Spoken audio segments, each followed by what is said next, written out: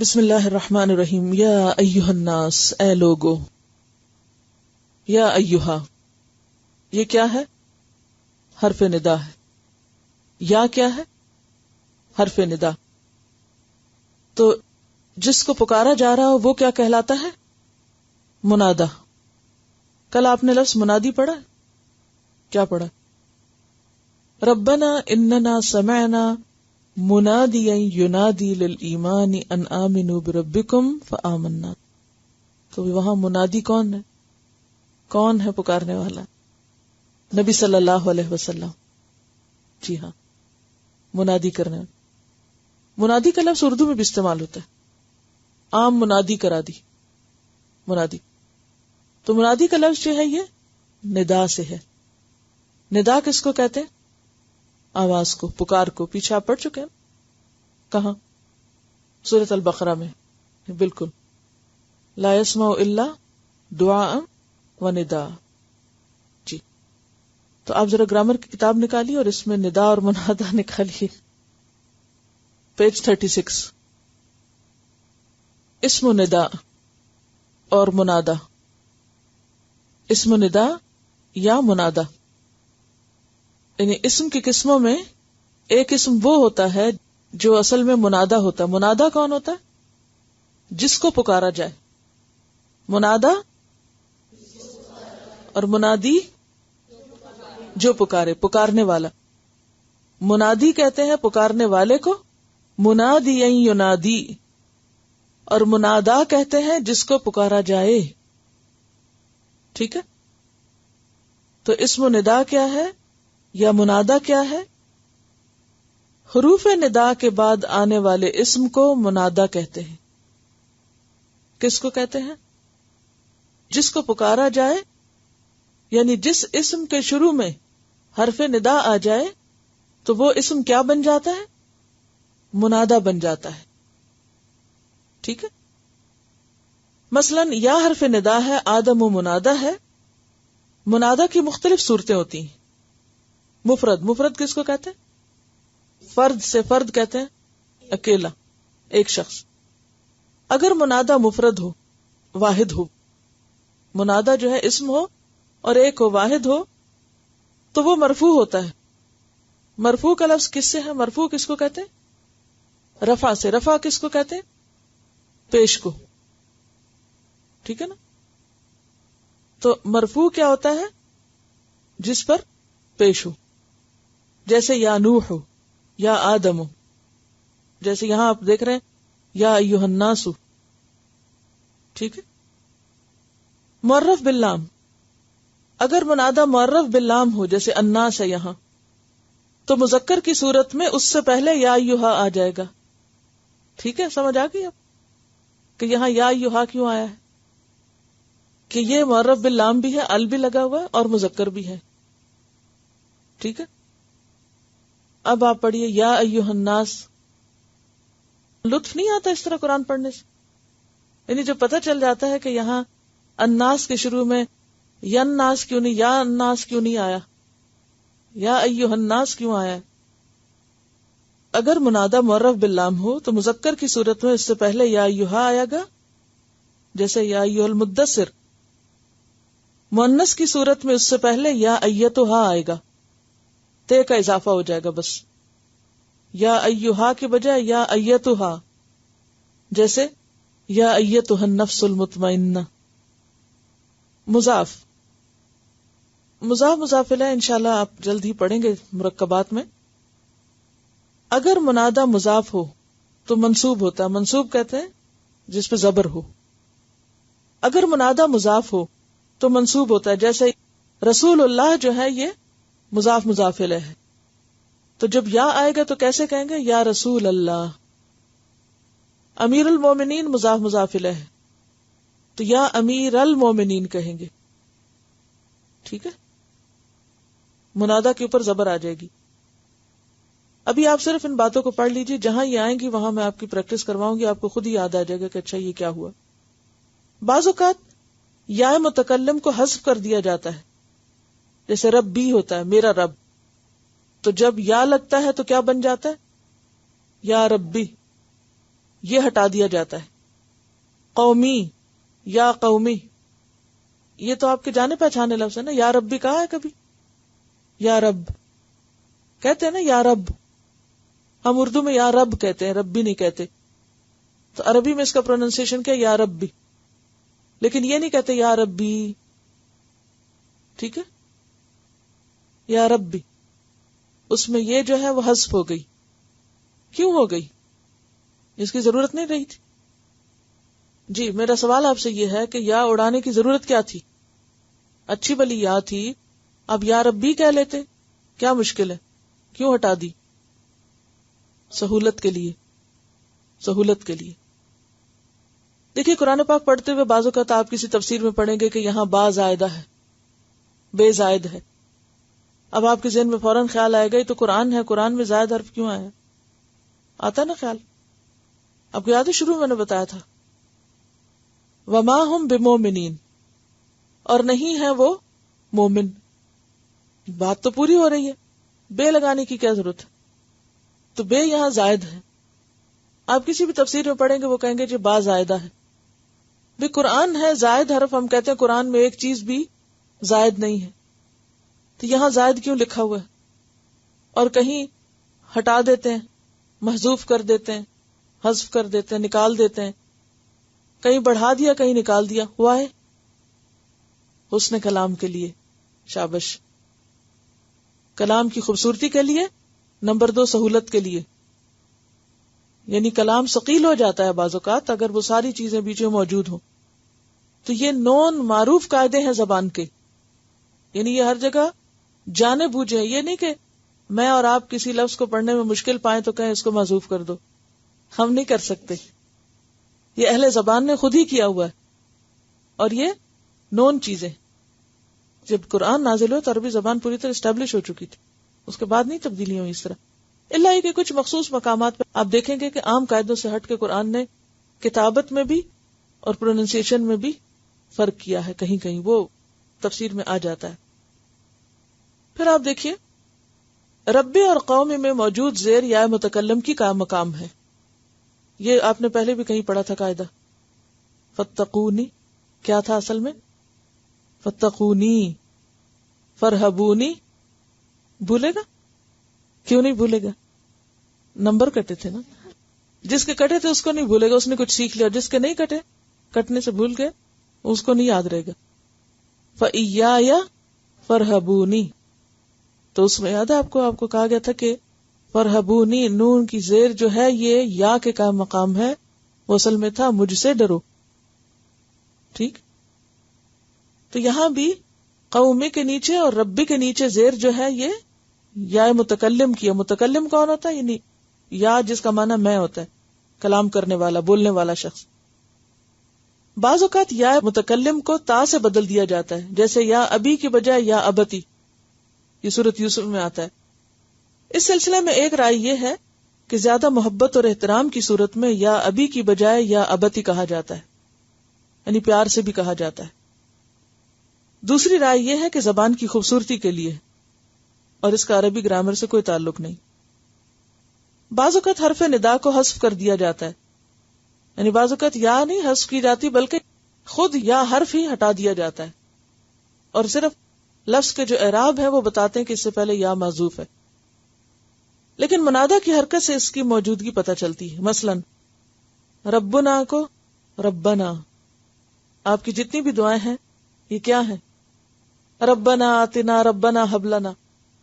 اب ترجمہ جب آپ کرتے ہیں تو کیا کرتے ہیں؟ اے ہمارے رب. تو اے لکھا ہوا کدھر ہے؟ کوئی پوچھے آپ سے؟ اچھا وہ آج تک آپ نے پوچھا نہیں مجھ سے کہ اے تو اس میں لکھا ہوا کہیں نہیں. اے کس کا ترجمہ ہو رہا ہے؟ وہ یا ہے, اور یا کہاں ہے؟ وہ محذوف ہے. کیسے پتا چل رہا ہے؟ رب کی زبر کے ساتھ پتا چل رہا ہے. ویسے تو یہ کیا ہے؟ ربنا مضاف مضاف الیہ, شروع میں کیسے آتے ہیں؟ مضاف پہ ہمیشہ پیش ہوتی ہے. ہاں تو یہاں تو ربو ہونا چاہیے تھا, ربنا آنا چاہیے تھا. لیکن جب اس کو ربنا کہہ دیا تو انڈرسٹوڈ ہے, سب زبان والے جانتے ہیں کہ اس سے پہلے یا تھا جو محذوف ہو گیا. مشکل نہیں ہے نا, صرف تھوڑا سا اس کو بار بار پڑھنے کی اور پریکٹس کرنے کی ضرورت ہے. بہترین طریقہ گرامر کی باتیں یاد رکھنے کا یہ کہ ان پہ عمل کر لیں. جہاں جہاں وہ چیزیں آئی ہیں وہاں پر قاعدہ بتا دیا جائے. یعنی قاعدہ الگ سے رٹوانے کے لیے نہیں بتایا جا رہا. قاعدہ کس لیے بتایا جا رہا ہے کہ جہاں آپ کو یہ کہا جائے کہ جس وقت میں آپ کو اس طرح کی بولی بولنے لگوں کہ یہاں پر حرف ندا محذوف ہے جس کی وجہ سے زبر آ گئی ہے، تو پھر آپ پریشان نہ ہو کہ یہ اب کیا بولا جا رہا ہے. اس قاعدے صرف اس کام کے لیے کہ جہاں اس کی اپلیکیشن ہو رہی ہو وہاں پر پھر سمجھ آ جائے.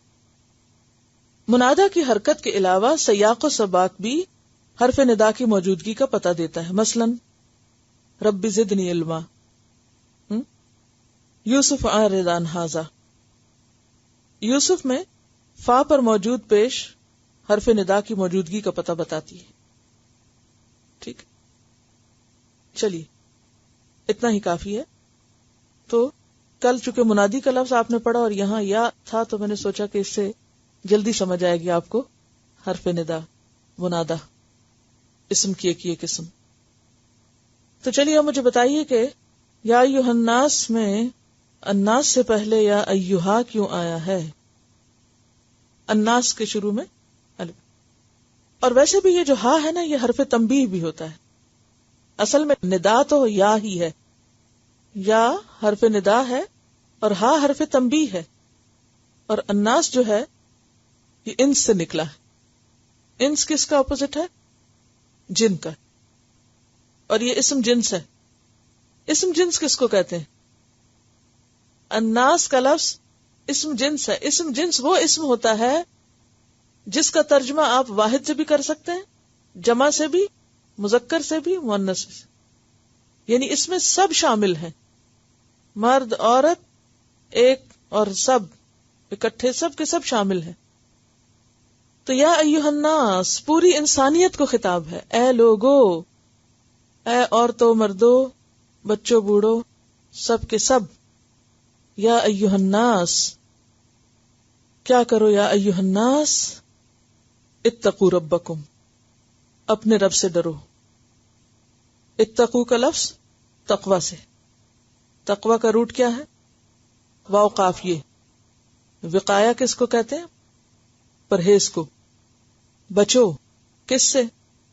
عذاب سے، اللہ کے عذاب سے جو کب آتا ہے؟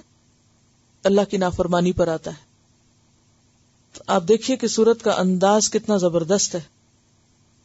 اے لوگو ڈرو ربکم اپنے رب سے، کہ اگر تم نے آئندہ آنے والے احکامات نہیں مانے تو تمہاری پکڑ ہوگی. اور احکامات ہیں خاندانی زندگی سے متعلق. اب دیکھیے کہ جو تو قوانین یا قاعدے معاشی زندگی سے متعلق ہوتے ہیں تو عموماً کیا ہو جاتا ہے کہ ان کی ڈاکیومنٹیشن ہوتی ہے. آپ کسی سے قرضہ لے رہے ہیں، دے رہے ہیں، خرید و فروخت کر رہے ہیں، کہیں کانٹریکٹ کر رہے ہیں، تو عموماً کیا ہوتا ہے ایسے معاہدات لکھے جاتے ہیں. اگر کوئی ان کی خلاف ورزی کرے تو کیا کیا جاتا ہے؟ آپ سو کر سکتے ہیں، آپ عدالت میں جا سکتے ہیں، آپ اپنا حق لے سکتے ہیں، آپ کے پاس ایویڈنس ہوتا ہے. لیکن عموماً خاندانی زندگی سے متعلق جو قوانین ہیں یا احکامات ہیں یا جو حکم ہیں وہ سب اس طرح ڈاکیومنٹ نہیں ہوتے جس طرح مالی معاملات ہوتے ہیں. نتیجہ کیا ہوتا ہے کہ ان کی پھر وائلیشن بھی بہت ہوتی ہے یا نہیں؟ انسان انسانوں کے حقوق کی جو وائلیشن کرتا ہے اس وائلیشن کا سدباب کیا ہو؟ کوئی عدالت نہیں ہو سکتی. وہ عدالت انسان کے اندر کی عدالت ہے، اور وہ کیا ہے؟ اللہ کا ڈر. تو اس لیے جتنے احکامات اس میں آئیں گے ان کی اصلاح یا ان کے لیے محاسب یا اکاؤنٹیبلٹی کی بنیاد کیا ہوگی؟ اللہ کا تقوی. یا ایھا الناس اتقوا، اے لوگو ڈرو، ربکم اپنے رب سے. رب کون؟ جو خالق ہو، جو مالک ہو، مدبر ہو، یعنی جس نے تم کو پیدا کیا. اپنے رب سے ڈرو، کیونکہ اپنے خالق کو تو سب پہچانتے ہیں نا. یہ نہیں کہا یا ایھا الناس اتقوا اللہ، بلکہ کیا کہا؟ یا ایھا الناس اتقوا ربکم. ایسا لفظ استعمال کیا رب کے طور پر وہ صفت استعمال کی کہ جسے سب انسان اپنے اپنے طور پہ مانتے ہیں. الذی، وہ جس نے. الذی کیا ہے؟ الذی کون ہے؟ اسم اشارہ، اسم موصول ہے جو کلام کو اپنے بعد والے سے جوڑ رہا ہے. خلقکم، جس نے پیدا کیا تم کو. خلقکم، کم کیا ہے؟ ضمیر. کون سی ضمیر؟ متصل. کیوں متصل؟ ساتھ جڑی ہوئی ہے. ربکم کے ساتھ کون سی ضمیر لگی ہوئی ہے؟ متصل. اے لوگو ڈرو اپنے رب سے. الذی، وہ جو. خلقکم، جس نے پیدا کیا تم کو. اب رب کون ہے؟ جو خالق ہے. یعنی تم انسانوں کو پیدا کیا. کہاں سے پیدا کیا؟ من نفس واحدۃ، ایک نفس سے، ایک جان سے، ایک انسان سے. مراد ہے اس سے آدم علیہ السلام، ابو البشر. تمام انسان ایک انسان سے پیدا ہوئے ہیں، اور وہ انسان جن کو اللہ نے اپنے ہاتھ سے بنایا یعنی آدم علیہ السلام. واحدتن، ایک ہی. اور واحدتن مؤنث کیوں ہے؟ کیونکہ نفس مؤنث ہے. اور یہ کون سا مؤنث ہے؟ سمائی ہے یا قیاسی ہے؟ جا کے اس ویکنڈ پر ساری گرامر دہرائیے. جی. وخلق منہا، اور پیدا کیا اس سے. کس سے؟ ہاں کیا ہے یہاں؟ کس کی طرف جا رہی ہے؟ نفس واحدتن کی طرف. اور اس ایک نفس واحدہ سے پیدا کیا کیا؟ زوجہا، اس کا جوڑا. زوجتہا نہیں کہا بلکہ کیا کہا ہے؟ زوجہا. زوج جو ہے یہ مذکر اور مؤنث دونوں کے لیے استعمال ہوتا ہے. مرد کے لیے بیوی زوج ہے، بیوی کے لیے شوہر زوج ہے. تو فصیح عربی میں زوج استعمال ہوتا ہے. اور اسی سے اس کا جوڑا بنایا. اور زوج سے مراد یہاں کون ہے؟ حوا علیہ السلام. حضرت حوا مراد ہے. اور جیسا کہ حدیث سے پتہ چلتا ہے کہ حضرت حوا جو تھی وہ کہاں سے پیدا ہوئی تھی؟ آدم علیہ السلام کی پسلی سے پیدا ہوئی تھی، دائیں جانب کی پسلی سے. اور اس کی تائید کہاں سے ہوتی ہے؟ کیونکہ بعض لوگوں کو یہ بات سمجھ نہیں آتی تو وہ پھر کہتے ہیں کہ یہ کیسے ہوا، پسلی سے کوئی کیسے پیدا ہو سکتا ہے؟ اللہ مٹی سے بنا سکتا ہے انسان کو تو پسلی سے کیوں نہیں نکال سکتا کسی کو؟ اور اس میں بھی بڑی حکمت ہے کہ پسلی سے بنایا. اگر کہا جاتا نا سر سے بنایا یا پاؤں سے بنایا تو اس سے وہ بات نہ بنتی. تو پسلی جو ہے وہ یعنی کہ جمب بھی کہتے ہیں نا، تو سائڈ یعنی ایک طرح سے ایک ہی اصل سے، یعنی دو کے اندر جو انسانیت کے اعتبار سے برابری ہے، یعنی اس کا ساتھی ہے، ساتھ ہونا، اس کی طرف اشارہ ہے. وَخَلَقَ مِنْهَا زَوْجَهَا، اور اس نے بنایا اس سے اس کا جوڑا. جیسے کہ سورۃ الروم آیت 21 میں آتا ہے وَمِنْ آیَاتِهِ أَنْ خَلَقَ لَكُمْ مِنْ أَنفُسِكُمْ أَزْوَاجًا، اس کی نشانیوں میں سے ہے اس نے تمہارے لیے تمہارے نفسوں سے جوڑے بنائے. لِتَسْكُنُوا إِلَيْهَا، تاکہ تم ان کی طرف یا اس کی طرف سکون پاؤ. وَبَثَّ، اور پھیلا دیے. بث یبث کا معنی ہوتا ہے بکھیر دینا، اڑا دینا، پھیلا دینا، یعنی خوب بکھیرے. منہما، ان دونوں سے. اب کیا پتا چلتا ہے کہ آئندہ نسل انسانی پھر ان دو سے بنی تھی. پہلے درجے پر ایک سے دو، اور پھر دو سے باقی سب ملٹیپلائی ہوئے. بث منہما رجالا کثیرا، بہت سے مرد، کثیرن کثرت کے لیے، ونساء، اور عورتیں بھی. اب یہاں یہ نہیں کہا ہوا نساء کثیرات، درمیان میں کثیرن رکھ کے ایک طرف رجال اور ایک طرف نساء. حالانکہ تاریخ یہ بتاتی ہے کہ عورتوں کی تعداد مردوں کی نسبت زیادہ رہی ہے. وہ ایک حدیث ہے نا جس میں آتا ہے میں نے عورتوں کی اکثریت کو آگ میں دیکھا تو عورتیں اس پہ بہت ناراض ہوتی ہیں کہ عورتیں ہی کیوں آگ میں. تو امام ابن تیمیہ نے اس کی بڑی اچھی تفسیر کی ہے. وہ کہتے ہیں کہ کیونکہ تعداد میں بھی تو عورتیں زیادہ ہیں نا، تو جب ان کی ویسے ہی تعداد زیادہ ہے تو پھر جہاں بھی ہوں گی زیادہ ہی ہوں گی، تو انہی تعداد کی زیادتی کی وجہ سے. اور پھر دوسرا یہ ہے کہ عادات کی وجہ سے رجالن کثیرن و نساء. اب یہاں مرد اور عورت کا ذکر کیا، مخنث کا ذکر نہیں کیا. کیوں؟ جو تیسری قسم ہوتی ہے، تیسری قسم بھی تو ہوتی ہے نا. تیسری قسم کو کیا کہتے ہیں؟ مخنث، ہجڑے جن کو کہتے ہیں. ایک تو یہ کہ نسل آگے نہیں بڑھتی، دوسری بات یہ ہے کہ ہجڑے یا مخنث جو ہوتے ہیں ان میں بھی مذکر اور مؤنث ہوتا ہے، یا ان میں مذکر کی صفات غالب ہوتی ہیں یا پھر ان میں مؤنث یعنی عورت کی صفات غالب ہوتی ہیں. تو جب وراثت کی تقسیم کا مسئلہ آتا ہے تو پھر یہ دیکھا جاتا ہے کہ اگر مخنث اولاد ہے تو اس میں کون سی علامات زیادہ ہے. اگر لڑکوں والی زیادہ ہوں گی تو اس کو لڑکے کا حصہ ملے گا، اگر عورتوں والی نشانیاں زیادہ ہیں تو وہ پھر اس کو عورتوں والا حصہ ملے گا. ٹھیک ہے. اب بات یہ ہے کہ ان کو کیوں اللہ نے بنایا؟ اللہ جو چاہے بنائے، وہ خالق ہے. اور پھر ایسی نشانیاں اللہ پیدا کرتا ہے کہ جن کو میں نے صحیح سلامت بنایا وہ شکر گزار ہوں. اور عام طور پر کیا ہوتا ہے؟ بیٹی کیوں ہو گئی، بیٹا کیوں ہو گیا، ہماری ناک ایسے کیوں بن گئی، ہمارا فلاں ایسے کیوں بن گیا. شکر کرنا چاہیے کہ پورے ایک مخصوص جنس سے تو تعلق رکھتے ہیں. اور یہ بات ہمیشہ یاد رکھیے کہ جس کو دنیا میں کسی بھی قسم کی کوئی کمی ہو گئی، خواہ وہ جنس کے اعتبار سے یا کسی اور عضو میں کمی بیشی کے اعتبار سے، قیامت کے دن اللہ تعالیٰ اس کا بہترین عوض اس کو عطا کرے گا.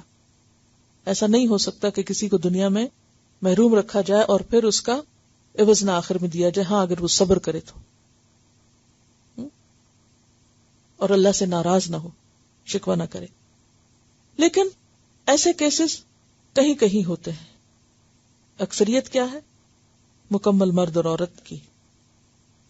تو پھیلا دیے ان دونوں سے بہت سے مرد اور بہت سی عورتیں.